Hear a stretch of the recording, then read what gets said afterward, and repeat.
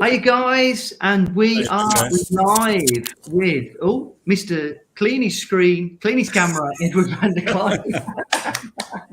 I suddenly realised it was all smudgy. Yeah, we don't want that, mate. We need you crystal clear. Clear. Welcome, guys, and we've got Mr. David Rahman in the house. Here he is. Hey. Looking very dapper today, my friend. Thank you. I'm loving the look. Loving the look. Nice. Do you know what is it? I do. Before we get stuck into this, I found myself dressing a bit more smartly lately. I think we all got into the habit, didn't we, of walking around in our tracksuit bottoms during lockdown and sticking a t-shirt on. And it. You know. Whereas now in the office, I'm feeling much more inclined to put a shirt on and wear my jacket today as well. This seems to be. What do you think, Dave? Is that why you're wearing a jacket? I watched James Bond last night. Oh, wow. Excellent. Just a quick intro, guys. We're live with David Rahman. We're on the bi-weekly Friday Feeling Mindset session. And really good to see you here, mate. As usual, as punctual as ever. Sorry we're a little bit late. If you're watching this live, guys, we've gone live on YouTube. We've gone live on Facebook. We're in our Inner Circle group as well on the Facebook Live. Great to have you back. Thank you so much for coming back with us to do this. So we're doing this on today, October 8th. We'll be live again in a couple of weeks' time as well. So I'm going to hide in the background while you guys have a proper chat. Also, in the description, please let us know any questions. I'll be moderating the questions. If you're listening to this on the podcast, thank you for listening. And we'll be live for the next sort of 25-ish minutes. See you at the end. Nice one. Thanks, Ed. And thanks for joining us, David. Now, I've got a little bit of an agenda for today, something that I'd like to talk about. And I thought it would be quite appropriate to have a chat because we've had a little break from our bi-weekly sessions and taken a bit of a step back from it, which gives us time to sort of reflect. And it got me thinking, as entrepreneurs, we have lots that we have to deal with on a daily basis. Our businesses are our world. They're all consuming. But sometimes we do need to take a step back. And I tend to do that when I go on holiday, I focus very much on looking after my mindset, looking after myself and thinking about the big strategy pieces, that I need to get the business moving forward. I don't know whether we've ever talked about that. I'll just be interested to see what your thoughts were on and how to actually take a step back from the day-to-day. Yeah. I mean, we get so caught up with day-to-day that weeks go by very quickly, and I know that. And suddenly it's October. Where's the summer gone? But I think, like yourself, when I'm on holiday, I try and kick back as much as possible. I still work. But I think sometimes it's good to get away by yourself. So I'm planning a break soon to go away by myself.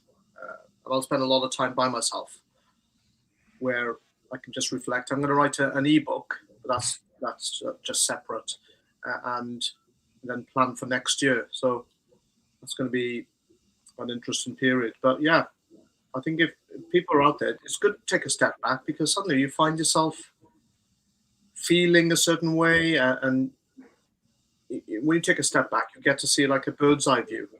Is that what you actually see when you're strategizing? Do you look at the bird's eye view, Grant? Yeah, very, very much so. I mean, when I go on holiday, I've got a kind of regular routine that I go through where I spend the first 2 to 3 days sort of winding down, allowing myself to sort of enjoy the time. But it takes 2 to 3 days, I always find, to actually start to notice the rate that you were working at. Yeah, if that makes sense. And then when you get to that space, I then tend to focus very much, and I usually set myself a specific task to look at. A strategy style task that is a bird's eye view task, to apply myself to it whilst my head is clearer. And I can remember over the years, several, sort of mini epiphanies that I've had, as a result of that. And I really look forward to it. Really look forward to it, having that, different perspective. But you know what? It reminds me of Theo recently, who was on the Brutal Boot Camp with you. He recently went on a retreat. Have you ever tried one of those? Have I been on a retreat? I'm thinking. No, I don't think I've ever been on a retreat per se. No, I haven't. I wanted to be part of one, deliver one, but yeah, no, I've been on a retreat. Are we talking spiritual retreat, or was this a? Yeah. So I'll tell you about Theo's experience, because he was invited. It was his 30th birthday, and somebody bought this retreat for him as a present. And he's not really the kind of person that would have done that ordinarily. I'm sure he wouldn't mind me saying. Although he's a spiritual guy, but it wasn't something that was high on his agenda. And it was in Glastonbury, and the kind of, he didn't know that much about it, but it was as advertised. There was a lot of sort of ice baths involved, which for him was his absolute worst nightmare. Hates the cold, doesn't like that. But it turned out to be quite transformational for him. It was a digital detox. There was a lot of silence, so a lot of stuff to do with meditation, silence. I think he did some of the water tank stuff, the flotation stuff. He did the cold ice bath stuff. And they did a lot of sort of, I think they did sort of like chanting and that kind of thing, which all sounds very woo-woo. But a lot of people, especially entrepreneurs, are massive advocates for these kind of experiences. And I must admit, it got me fascinated. It made me think, this is something I should try. Oh, definitely try it. I've tried the flotation tank. I didn't like it. Oh, really? Yeah, I didn't like it at all. About 3-4 years ago, it was a present. I think it was a Christmas present. So I felt claustrophobic, and I felt I couldn't relax.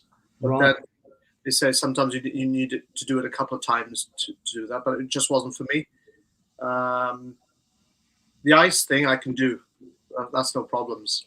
In fact, I'm going to Finland shortly, and they've got 188,000 lakes. And at this time of the year, they're very cold. So I'll be going swimming in a lake, and it will be ice cold.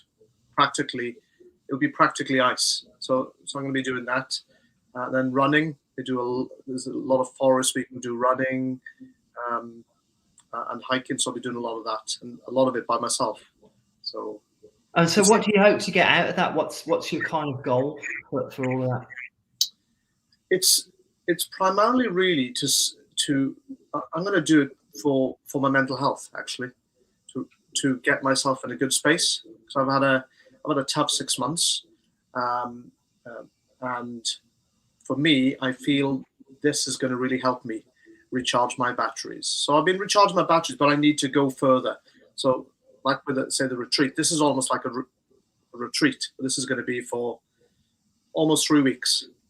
Wow. And then, it's almost 3 weeks. So I'll be doing a lot of running, hiking, swimming, saunas. There's a lot of saunas out there. Every house has a sauna. This sounds amazing.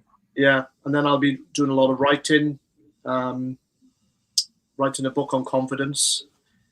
And so that's going to be me. And then obviously strategizing as well. I'll do a fair bit of that for 2022. So that's more for personal, but I love doing stuff like that anyway. I remember speaking to Robin Sharma a few years ago, and he was saying that he goes away to, say, a city or a place where he says, book the best hotel you can get, like a 5-star experience, for yourself, just for one, and spend the weekend just reflecting, strategizing, writing, whatever you want to get out of your head for that weekend. And that's what he calls his $1 million retreat, personal retreat for 2 nights, you know? So yeah, it's something that's, I think everybody should do. And there's so many ways of doing it. You can either do it with other people or just do it by yourself and go out there and help your mind, because our mind is goes at such a furious pace, because we've been going at such a furious pace over the last few years. But personally, I think I need to recharge and reboot. But I know it's going to be great for me. I definitely know it's going to be great for me. I think it's quite, it's almost reassuring to know that, you know, I mean, you're the mind coach, mate. You know, you understand this stuff better than anybody else. We all go through ups and downs, and we do need to be able to acknowledge, because, you know, when we need to go and support ourselves, I think, you know, that's one of the challenges lots of people face, is that they either don't admit they need to go and look after themselves, or they're so in it, they can't see past how to, you know, take some time away to get themselves straight. I think it's, you know, it's an absolute, you know, testament to you, is that you've gone and booked like the perfect, you know, the perfect break. You're on your own, you know, and you're doing all these things that are, they're challenging but restorative at the same time, aren't they? Yes, great words, actually, Ron. Thank you. Yeah, challenging, restorative. That's hit the nail on the head, on point. Sometimes we've got to do these things to really refresh who we are, and I'd rather do it now than say end up next year crashing. So I know that if I don't take this time out, I'll crash next year. And it has happened in the past 3-4 years ago. So yeah, I've got this plan. I'm off to Finland, and I'm going to be going to Turkey, to Istanbul, sometime maybe December, January, and then New York, early spring, so March. So I'm planning it all out, what to do, to combine vacations, but also with business, and to grow my business as well, and to see the people that, you know, especially the last 2 years, I've worked with so many people online all over the world that I think I'm going to take up their offers and visit them. Well, I guess the speaking, you know, platforms are now opening up again, aren't they? So obviously you've spoken all over the world already, you know, and you've got that opportunity to go back and start doing it. We've almost forgotten that there's ways of reaching people other than this. I know. I'm super excited. I really want to serve and help people. If I can do it in person, even better. So yeah, I think anyone out there who's feeling, if you're not feeling 100%, then do something. You know. And I'll tell you what I'd really like to focus on here, because I've been through a bit of this myself lately, is the whole way that challenging yourself and doing things that make you feel, you know, extremely uncomfortable. The other side of that is where all the good stuff is, you know. And I'd really like to just make sure everybody gets this, that, you know, David needs a break, but he's not going to go and lie on a beach, which is the default, isn't it? Yes, not yet. But yeah, Grant's saying exactly the right thing. If you're in a shit storm, which I have been, I'm okay now, but if you have to, then the word I would say is trust. You have to then think, right, there's always been goodness at the end of that storm. There's always the clear skies will come through, and it might seem a little bit cliched, but there really is. Because we can't see it, it upsets us, because we like certainty. We like to be able to see what's going to happen, but that would make it quite boring. You know, life would be boring if it was like that straightforward. But you know, I think you know, I can speak for myself, and I think you'd agree, Grant, that a lot of the best times of your life and the most successful and rewarding times of your life have been after you've gone through some struggle or pain or difficult times, and then you've gone and succeeded. And that's so rewarding when you've been through something and you come out the other end and you're feeling great and you've challenged yourself. For example, I never wanted to be a speaker. We've mentioned this before. So I had to go through a lot to get there. And now that's no longer in my, that's speaking is in my comfort zone, really. So I try and do even more to get out of my comfort zone. So yeah, anyone out there, if you're out of your comfort zone, it's a good thing. Stay out of your comfort zone. Definitely. And I think what you said there is also, it's important to acknowledge, there'll be people that listen to this that no doubt feel like, they're in that storm you talk about, we all have moments like that. And, they're going to push through, they're going to get to the other side, and they're going to find success at the other side in whichever way you measure that, whether that be, monetary happiness, however you look at it. But the thing that I've noticed, if your idea of success is £1 million, if I just give you £1 million, that's going to wear off pretty quickly. You work yourself to the bone to really achieve something, to get to the point where you nearly fail, and then you make the £1 million. That's where the good stuff is. That's, You've emotionally connected to your success, and you know what you've done to get there. And everyone on this call, if you're not doing, if you're not achieving what you want to achieve, then just I've got the magic paper. So if I could show this, so it's like this. I think I've shown it before. It's called magic whiteboard paper. So you can. I used to have a roll of that. I used it up. Yeah, a roll of that, and you can stick it on the wall on any surface, and just slap it on the wall, and then just write down your thoughts or your challenges, and then write down. So if you split it, write down your thoughts and challenges, and write down possible solutions, and that could be talking to someone, about your challenge with your business, or you've got a problem with a relationship. Talk to someone. Or you want to lose weight and you don't know how to, talk to someone, get a mentor. So it's putting it out there. So that's one of the things I love to do. Because if we keep it in our head, there's a possibility then it'll cloud your judgment and you make the wrong decisions. Yeah, thing is, when you keep stuff in there, it bounces around, and it's very difficult to get clarity. The beautiful whiteboard, we love a whiteboard. I've got a big whiteboard here. This is my little. I've got the massive one that we use. Yeah. And getting it out of here onto a whiteboard, or whatever it is that you use, an iPad or whatever else, is just absolutely, so important.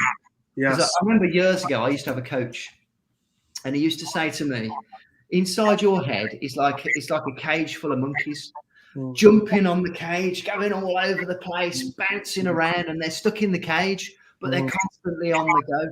You've got to let the monkeys out of the cage, and you've got to get all of that information out so you can look at it and use.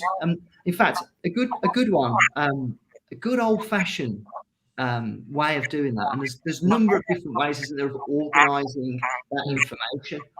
But you know what? There's a really famous old school way of doing it, a SWOT analysis. I still swear by. I still swear by a SWOT analysis. It's just simple: strengths, weaknesses, opportunities, threats. You've got that idea. You're trying to figure it out. You want to try and get it down. And a SWOT analysis, I love it. I still love it. That's true. And again, if anybody wants to put it on paper, you can just get a massive piece of paper and then draw a grid. Yeah. With those 4 sections. It's very helpful because I think when we get aware and more conscious of our again strengths, weaknesses, options, and threats, we can You can make better decisions. It's like you're not hiding from your thoughts anymore. They're not consuming you. You can get them out into the open. And isn't it refreshing, isn't it? It lightens the load. You feel good when you see it. And then how many times have we said to ourselves, oh, that's not as bad as I thought it was. That's not that was not as challenging as I thought it was. But we build up this picture, Grant, in our head. That's what our mind does. It's like a wild stallion. It is. Do you know what this has got me thinking? I've never actually done a SWOT analysis where the subject would be, let's say I put my success and did a SWOT analysis, because I'm fascinated by success, as you know. It's one of the things that I talk about a lot. And, you know, I study successful people, and I love reading books about success, and I love dissecting what makes one person successful and another person successful. And by the way, everybody's different. There's no magic formula. Everybody's different. But there are commonalities. There are things that you can pick out. People use them in different ways. And I've never tried this, because normally when you do a SWOT analysis, it's more about a specific subject, you know, something, you know, that you're trying to get through. But it just occurred to me when I said that, I wonder how, I think that would actually work quite well. If you're in a place where you're running your business, and, you know, I deal with a lot of entrepreneurs that are trying to get to that next level, you know, as am I. I'm trying to get to that next level, you know. A SWOT analysis of what are my strengths, what are my weaknesses, you know, what are my opportunities, and what are the threats to my success. I'm going to give that a go. Yeah, definitely.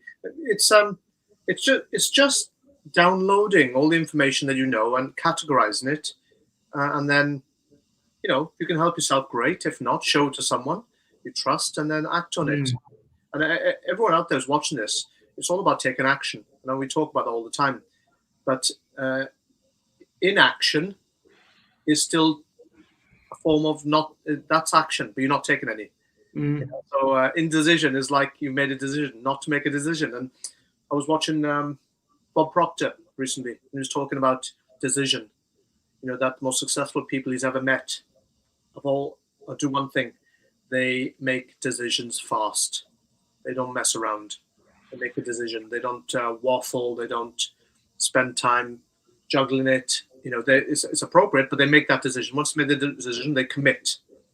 And then he was mentioning discipline. And, you know, and I look at discipline as the wrapper. You wrap it all up in discipline, which is your ability. For me, discipline is your ability to channel your mind to a particular task or to your day, so that you get things done. Yeah, you stay on course. That's for me as discipline. I love discipline, and there's lots of people look at discipline as because we think back at school, don't we? When you've been disciplined, you've been you know, my day it's like a negative, isn't it? Negative, yes. But really, for everyone out there in business, discipline is when you take charge of your life, your day. You've taken charge. So if you decide, right, I'm going to be disciplined this week, I'm not going to overeat during the day because I want energy for the afternoon for my meetings or for my calls. Discipline. Keep doing, you know, keep with the discipline. Let's organize retreat. Fantastic. So discipline is, for everyone out there, it's not a swear word, it's not a bad word, it's actually a good word. It's how you form good habits. And discipline begins, you know, for me, with your morning routine. You know, yes, we bang on about that all the time.